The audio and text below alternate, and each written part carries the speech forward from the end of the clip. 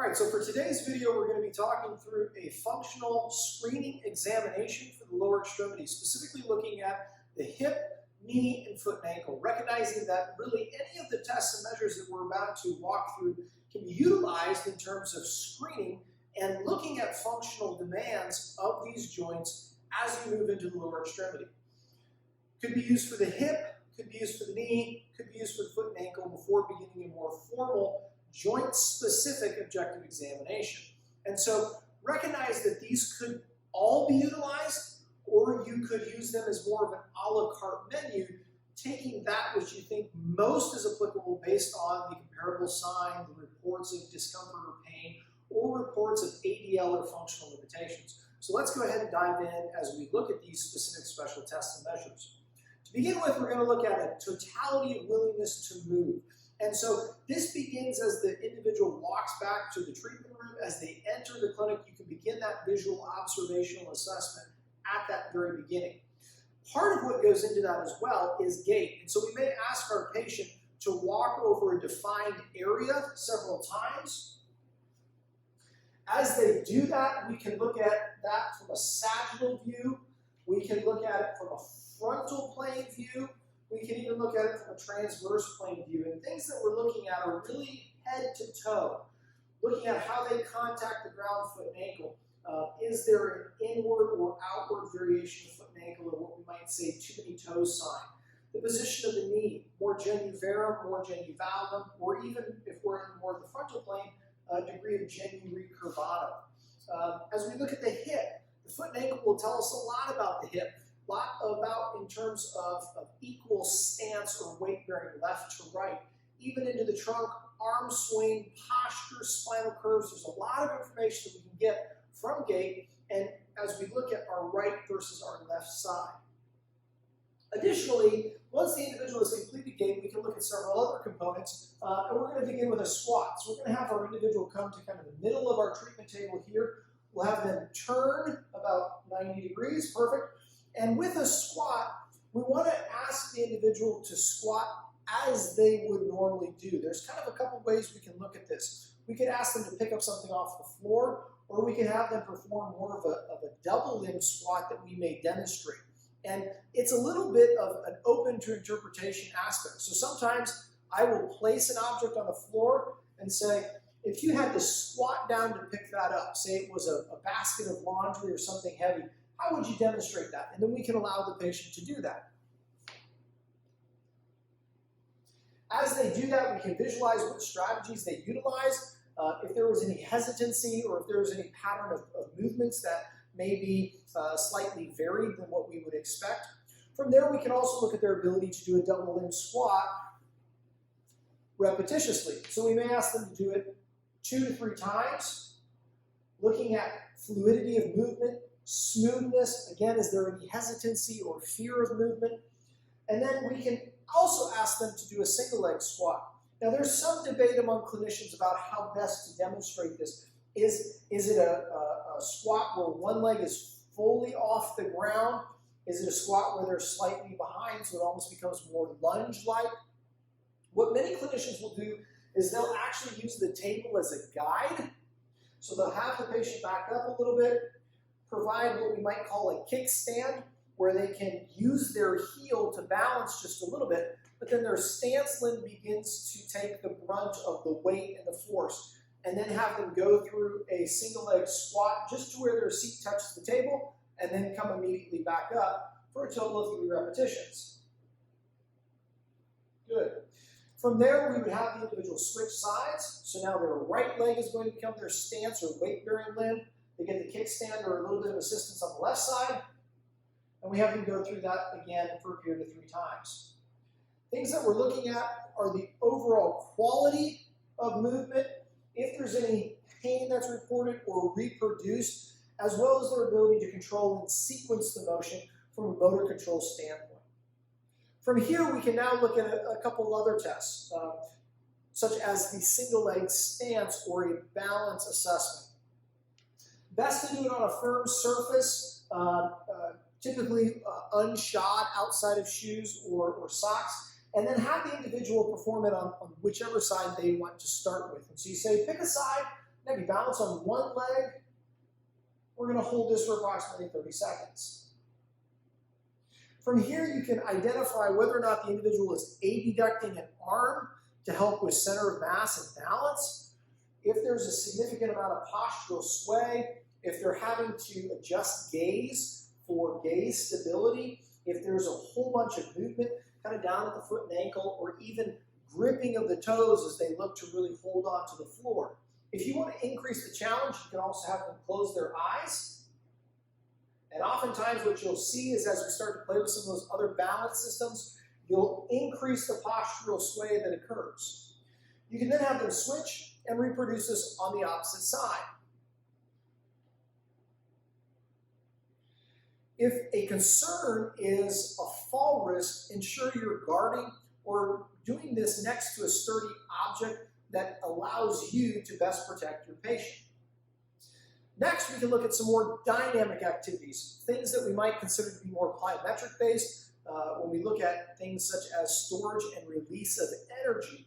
And so now we get into some jumping aspects. The first thing that we might look at is a double limb jump, where the individual has to land on both limbs and produce the jump. And we look at that 3 times typically.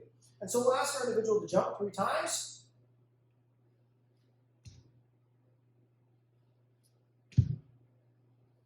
And information that we're looking for is really whole body at this point.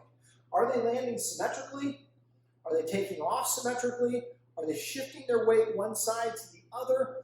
Are they able to track correctly, or at least in a fairly straight alignment at the knee? Or do we start to see some asymmetries? In essence, we're asking ourselves, are there any things that we need to be aware of, or are there just some things? Meaning, they're interesting, but they're maybe not contributing to the actual pathology or the complaint that the person is presenting with today. Additionally, just as we did with the squat, starting with double limb and then moving to single limb, we can move to a single limb assessment with this as well. And we typically reference this as pogo jumping. And so we have the individual hop about 10 seconds on each limb. What we're looking for, again, is fluidity of movement, their ability to store and release that energy and force, attenuating force. We ask with regards to how their symptoms may be changing, better, worse, no different. And we see how big the pattern of movement is, meaning, are they kind of all over the place, or are they able to stay fairly localized with one spot on the floor? Relax. There are other functional tests and measures that also might be warranted at this point. For example, lateral step down. This is a Reebok stepper. This is approximately 3 inches in height. We're going to set it down. Now, when I'm working with individuals, I oftentimes will demonstrate this assessment. And so I'm going to have my patient slide off to the side for just a moment. And here's why. Most of the time when individuals do a lateral step down, it looks something like this. And so you'll see a skewing of the pelvis. When we look at a lateral step down, we really want that individual to keep a neutral pelvis, a neutral alignment, allow the knee to bend, just kiss the floor and come right back up. That would be completed for 3 repetitions and back up, and then they would switch sides. Now, you can also play with height on this and adjust height accordingly, but recognize one of the biggest limitations to this test is the degree of ankle dorsiflexion that the individual has or does not have. And as you sequentially increase the height of the step, if they're lacking in ankle dorsiflexion, it will become an increasingly more challenging test for them to execute. So let's go ahead and have our patient step up onto the step. We're going to have them go hands on hips, keeping the pelvis square and level. Pull the toes back just a little bit for us. You're going to come down, just kiss your heel to the ground and immediately come back up. As we do this, we can visualize things such as dynamic knee valgus, an eccentric loading pattern through the lower extremity, the degree of closed kinetic chain stance stability, dorsiflexion, postural sway. There's all kinds of information that we can get from just one assessment. And then we're going to have them switch sides.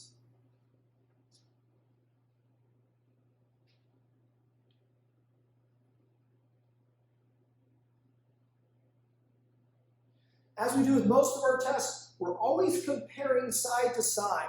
Typically, there's a side that the individual is complaining of an increase in symptoms upon, and so that we often will reference as the involved side. That's going to be compared to our uninvolved side. And so the lateral step down is a really, really potent functional test that gives us a lot of information about multiple systems and domains of our lower extremity. From here, we can ask our patient to relax. There are some other functional tests that we may consider. For example, we may look at stair ambulation. We may look at ambulation over and through a threshold or a doorway. We may look at assistive device use. But at this point, we're going to transition now to a seated portion of our screening exam. Once our individual sits down, our screening exam can continue, and the emphasis here is on screening. We're looking to do these tests fairly quickly and look to see if this individual needs further investigation into any area. So we're not going to be completing a complete formalized assessment of each area, but more or less gaining a snapshot or a window into the abilities and the functional abilities that the individual has. So we're going to ask our patient to slide back a little bit on the table. We're going to bring the table up. We're going to look at some active range of motion to begin with. And so what we'll ask the individual to do is to complete these bilaterally. And so we're going to ask them to pull their toes up towards the ceiling, point their toes down. Good. Bring their toes in, and then point their toes out. Perfect. Go ahead and extend both knees for us as far out as you can. Good. And then flex them back underneath you slowly. Don't hit the table with your heels. Good. And then come back out. Go ahead and bring this knee up towards the ceiling as high as you can. Come back down. Switch to the other side. Good. Come back down. Excellent. I'm going to hold this here. The motion I want you to complete is to kick your leg out to the side as far as you can. Good, and then come back in. Same thing on the other side. Good, and come back in. Now you're going to do just the opposite. Bring this leg behind you just a little bit. Perfect. Try to bring this foot over this direction as far as you can. Good, and back down. Switch, bring this leg back. And now bring this foot towards me as far as you can. Excellent, and back down. Very good, and relax. Try to bring your knees together as far as you can. Good. And now out as far as you can. Excellent. So there we have a very kind of quick down and dirty assessment of ankle plantar flexion, dorsiflexion, functional inversion, eversion, knee extension, flexion, as well as hip flexion, adduction and abduction, and internal and external rotation.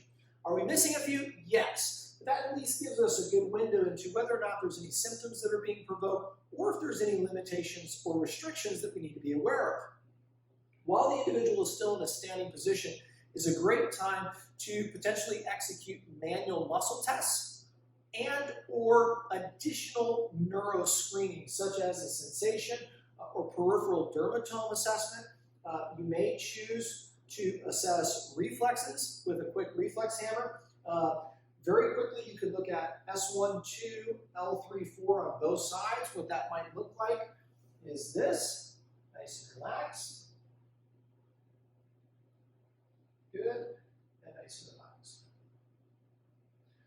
2 to 3 quick taps per side. We can move to that other side.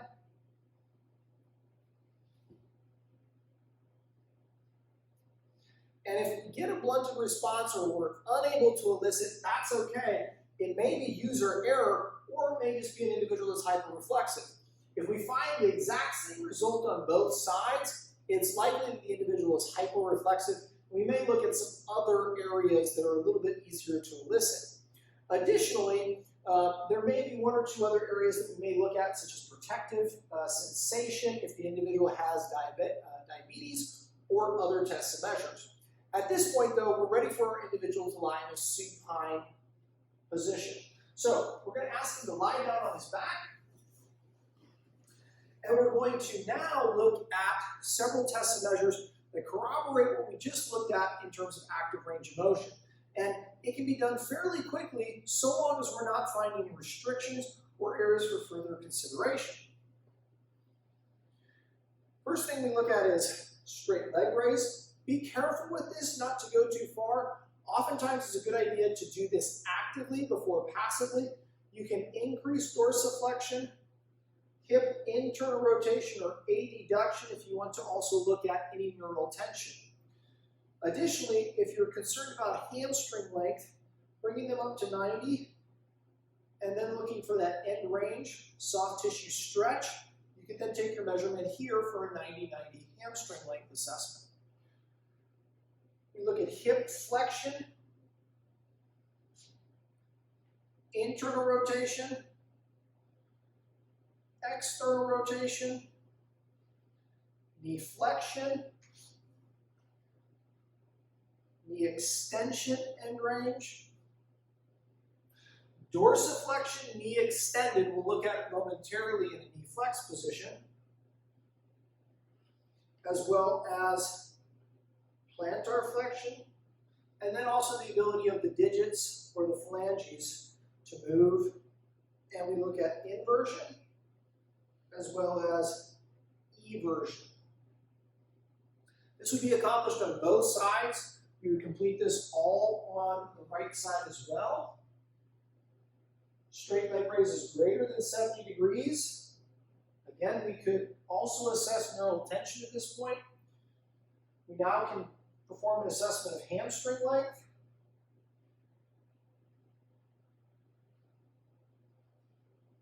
Hip flexion. Should be noted when you're assessing hip flexion, you're also looking for the cleanliness of that. Meaning, as they go into hip flexion, do they deviate out because of perhaps a cam or pincer type impingement? Or do they deviate in? Or is it clean, meaning straight sagittal? Looking at internal, external rotation, make sure you get to end range, knee flexion, knee extension, ankle dorsiflexion, plantar flexion, inversion, and eversion. Now with all of those, if you find something that requires an objective assessment, don't hesitate to grab your goniometer and gain an objective measure of those. From this point, we're going to ask our patient to go into a prone position, so to come onto their stomach. And there's a few other measures that we can also assess in this position. For example, we can ask them to bring their knees together. And now we can look at a measure of hip internal rotation. This is a nice measure to view symmetry from kind of an axial direction through the femur. Additionally, we can look at degrees of hip extension in this position.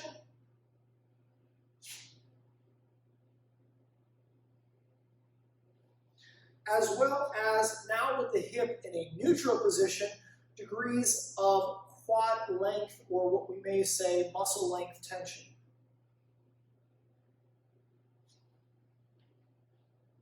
Same thing can be performed on this side. This would be an Eli's test,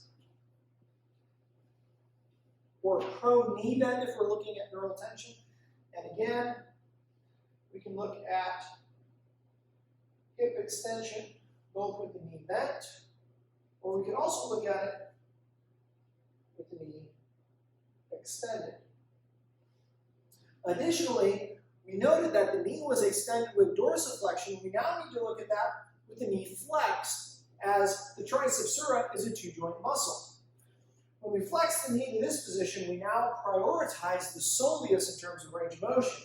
And so we can look at placing our hands on the plantar aspect of the foot and assessing dorsiflexion. If we still find a restriction, oftentimes that individual is going to find a little bit more dorsiflexion in externally rotated or external kind of torsion position of the tibia. And so that oftentimes is where individuals go naturally to find just a little bit more clearance through that anterior portion of the talocrural joint. So assess both for quality as well as reproduction of signs and symptoms. Same can be done on our opposite limb.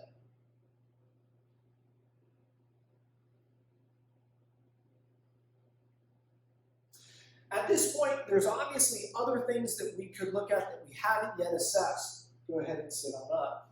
Things such as valgus and varus stress tests, things such as provocation and special tests, which will come in future videos. Things like swelling in that medial compartment of the knee using a fluid shift or stroke test. And so by no means is this a comprehensive assessment, but hopefully this gives you a window into a fairly quick and timely functional screen of the lower extremity, looking at a number of functional tests of ADL and mobility performance, as well as some range of motion, some neuro, and other tests that can be used to screen, increasing the likelihood or decreasing the likelihood that those are contributing factors to the pathology that you're assessing. Have a go with these and other skills, integrate them with a peer or colleague, and let me know if there's any questions.